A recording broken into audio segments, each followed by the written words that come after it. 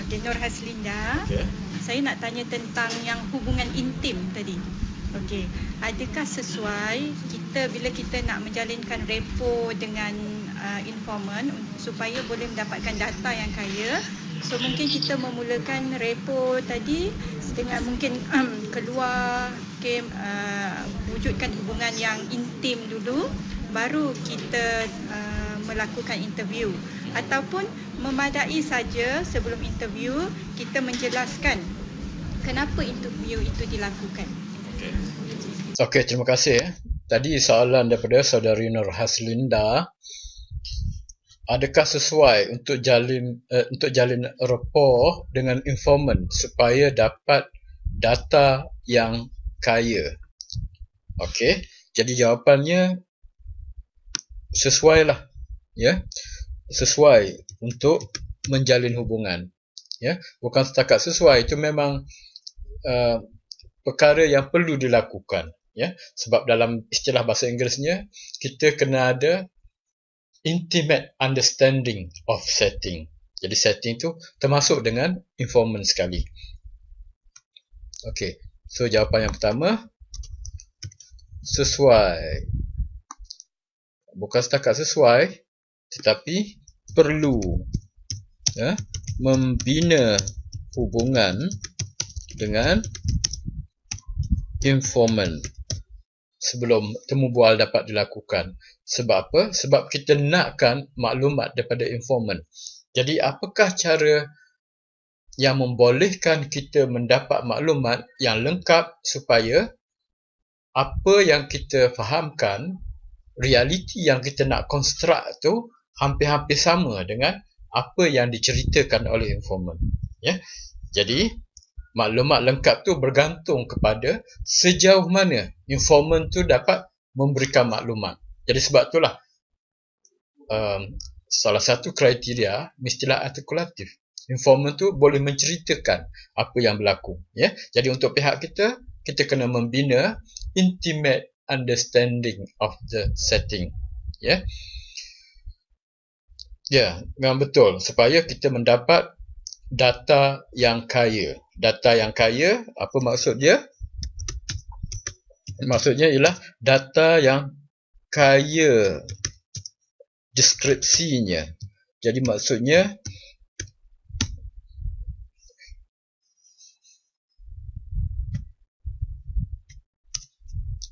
jadi maksudnya satu data itu terdapat penerangan yang terperinci. Kenapa perkara itu berlaku? Ada contoh dia, ada elaboration dia dan sebagainya.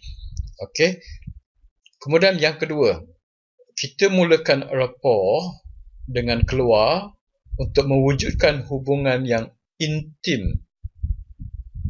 Ya, kita mulakan rapport dengan keluar untuk mewujudkan hubungan yang intim.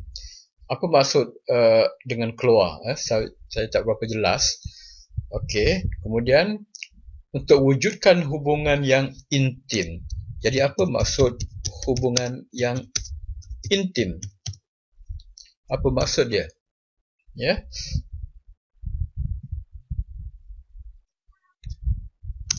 Ya, hubungan yang intim. Apa maksud dia? Jadi kemungkinan kalau kita tengok ni, hubungan yang intim ni membawa kepada konotasi seksual. Ada konotasi membina hubungan yang romantik, ya. Itu kemungkinan masalah kita lah bila kita terjemah daripada bahasa Inggeris. Tapi hubungan intim yang kita maksudkan ialah seseorang yang memahami secara mendalam, secara terperinci dengan keadaan tempat itu, dengan informant. Jadi maksudnya dari segi perkenalan tu dia sudah kenal, ya. Dia almost sebagai seorang insider di tempat tu, ya. Jadi itu sebenarnya yang dimaksudkan sebagai intimate understanding, ya. Jadi mungkin kalau kita terjemah sebagai hubungan yang intim boleh membawa kepada silap tafsiran, ya. Jadi bukan begitu maksud dia. Okey, jadi adakah kita perlu bina hubungan dahulu kemudian baru melakukan interview, atau memadai Selepas memadai, selepas interview, kita jelaskan. Sebelum interview, kita jelaskan kenapa interview perlu dilakukan. Okey, sebagai researcher, kita sebenarnya ada kekangan, ya. Ada limitation, ya. Jadi kita akan melakukan yang terbaik dalam keadaan sumber yang ada.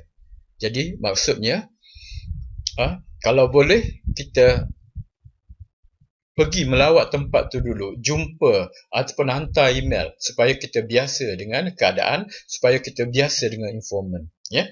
Tapi ada kemungkinannya kita tak dapat sebab apa, tempat tu terlalu jauh. Kita mungkin kita tak ada kewangan untuk pergi untuk buat lawatan sebelum interview. Okay, so in that case kita pergunakan masa yang kita pergi itu untuk familiarize, ya. Sebagai contoh, hari sebelum interview kita tengok ataupun kita mungkin ada kita berhubung melalui email dan juga media sosial sebelum kita interview dengan informan tersebut, ya. Okey, jadi itulah jawapan. Jadi kalau boleh kita nak lakukan yang terbaik, tapi bila ada kekangan kita utilize. Dalam keadaan kekurangan itu, apa yang terbaik yang boleh kita lakukan. Jadi ini memerlukan kreativiti kita, ya.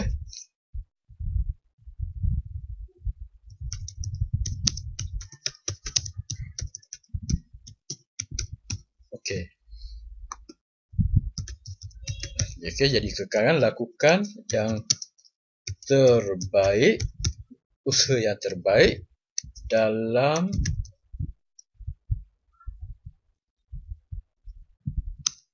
keadaan kekurangan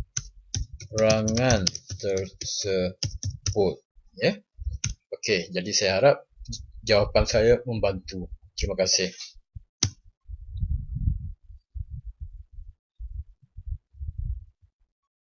Danke.